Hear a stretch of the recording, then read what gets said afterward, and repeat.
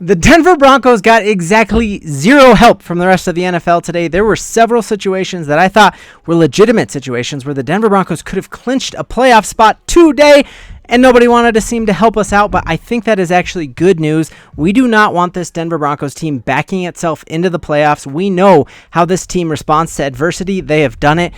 We truly are a blocked field goal away from already being clinched, and we saw that after losing on that gut-wrenching blocked field goal to the Kansas City Chiefs, we rattled off 4 straight, so I feel very, very good. In this video, we're going to dive into some things Sean Payton said. It was very interesting to have a press conference on a day when the rest of the NFL was playing a different thing here. Why the fact that the Cincinnati Bengals are only getting 5 days of rest now before they play us. They had some injuries in today's game. It's a very good thing, and the good news the Denver Broncos have returning to the squad. If you're new to this channel, I'm Ben. I'm a diehard Denver Broncos fan. Not my normal setup. I am on the road for Christmas break. Typically, I'm in my man cave in my basement with Broncos swag everywhere, but this is going to do for a couple of videos. Hope you're having a great holidays. Let's dive in here.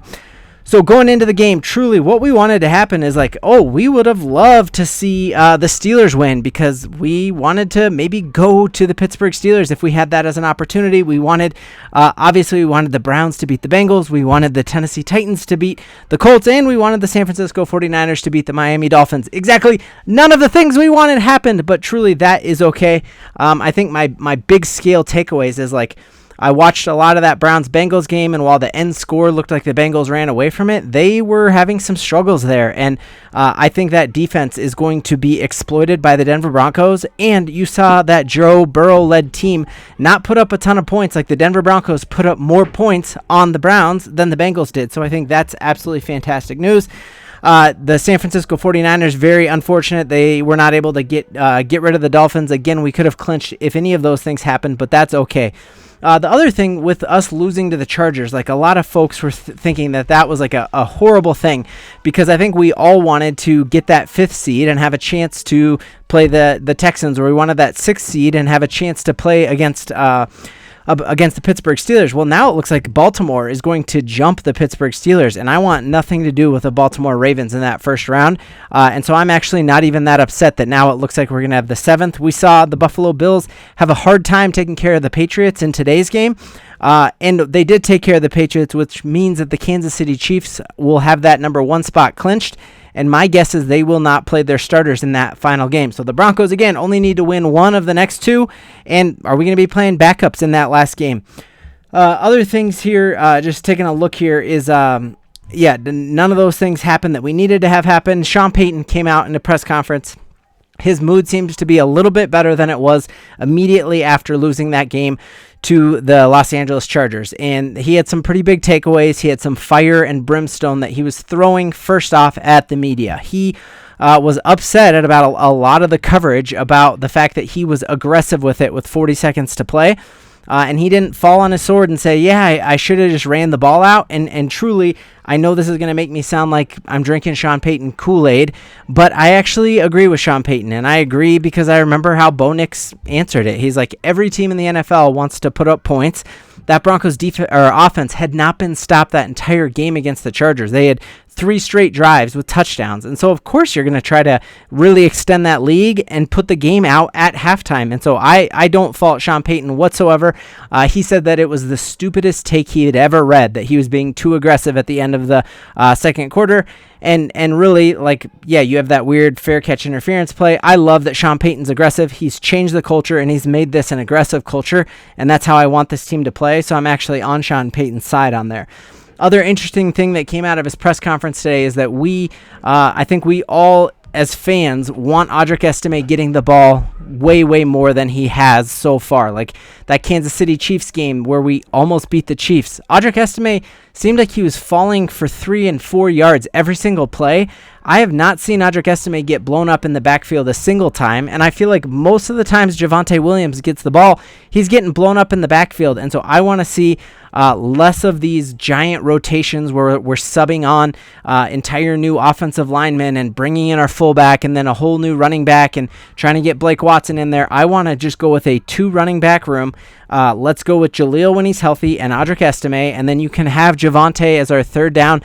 He did make some nice plays there in pass pro and picked up some great blitzes against the Chargers, and then he did very well and had a couple nice first downs off of little dump-offs from Bo Nix in third down situations. And so Sean Payton kind of said that he thinks Audric Estime has earned the ball more and said that's going to be very crucial for us to figure that out going forward. So he's hearing what all of us are saying and agreeing with it, that if this Broncos team is going to make noise in the playoffs, which I think they will, Audric Estime needs to get the rock more than he has. The fantastic news is that Sean Payton almost uses Riley Moss as the fall guy for what has been plaguing our defense over these past few games. We know that really the Browns game, we're like, how is Jameis Winston throwing the ball for 500 yards on us? And how is Anthony Richardson driving down the field at will? And then last week, how can we not stop Justin Herbert? What Sean Payton came out and said was he thinks that is because this team is much different with Riley Moss. Riley Moss in this defense allows Vance Joseph to go with that zero coverage because Riley Moss is going to cover whoever he has, and then you can bring the house and you can get pressure. We barely pressured Justin Herbert in that game on Thursday night, which was incredibly discouraging because the Tampa Bay Buccaneers sacked him like 5 times and hit him 7 or 8 times, and he was a hobbled quarterback. So we had to completely change our defense without Riley Moss. And you heard Sean Payton say, hopefully it can happen this weekend, that we see the return of Riley Moss. That would be a week later than a lot of us thought, but you're talking about an entire bye week to rest that, and then this elongated break that he has had now.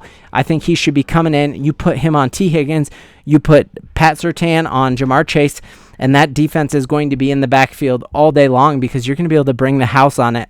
I also think that will limit some of the zone coverage stuff that has been eating up Justin Strnad. A couple videos ago, we looked at the advanced analytics, and just Justin Strnad accounted for 103 yards in which he was the closest defender, and that is because of this porous zone defense that I think we get away from with Riley Moss back in. So that's something we're definitely going to be taking a look at. And again, I think Sean Payton, he doesn't mince words. Everything that he says is for a reason. And so I think the fact that he says hopefully it can happen this weekend, he wouldn't say that unless it's pretty much going to happen. And really, it's already a week behind because if we knew Riley was going to be out this long, we could have put him on short-term IR immediately after that Vegas Raiders game, and he still could have come back for this game, but we would have been able to keep that slot open that we ended up having to cut Josh Reynolds in the season. So I think that's a really great thing. Watching this game, just hearing all these announcers gush over how good Joe Burrow is at throwing the deep ball, and then seeing all of the haters on Twitter just talk about how Bo Nix is a check down king.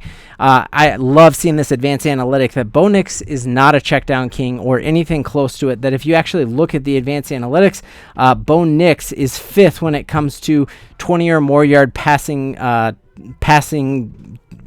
completions this year, and that just trumps a ton. You don't even see, no matter how far I scroll down, you don't even see Pat Mahomes on this list. You don't see Jaden Daniels on this list, and so I think we do not have a check down king. We have the quarterback of our future, and that's a very good thing. I think the thing to keep in mind is that the Broncos are going to clinch a playoff spot, and it's good to know that, man, this isn't a team that's backing its way into the playoffs. This is a team that has outperformed and truly still leads the league when it comes to blowout wins. That we have been in pretty much all of our games that we have lost have been one-score games other than the Baltimore Ravens. So when we lose close, but when we win massively. And I think with 9 days rest, Saturday afternoon game in Cincinnati, we let that continue and we definitively stamp our ticket to the playoffs. We don't leave it to chance whatsoever. We make the playoffs, and we make the playoffs with a statement win over a quarterback who a lot of people have in the MVP race. I think this is a perfect matchup. We know the NFL is all about matchups make fights, and you got Pat Surtain going against the best wide receiver in football, best corner against the best wideout. You're taking that advantage away. And then I think that defense is going to have a very hard time stopping Sean Payton on 10 days planning up how to exploit this Cincinnati Bengals defense. I think it's going to happen. I think the Denver Broncos make the playoffs on Saturday. We will be live streaming it here so we don't miss a single beat. Hope you are having a very, very happy holidays, and we've got a ton to believe in.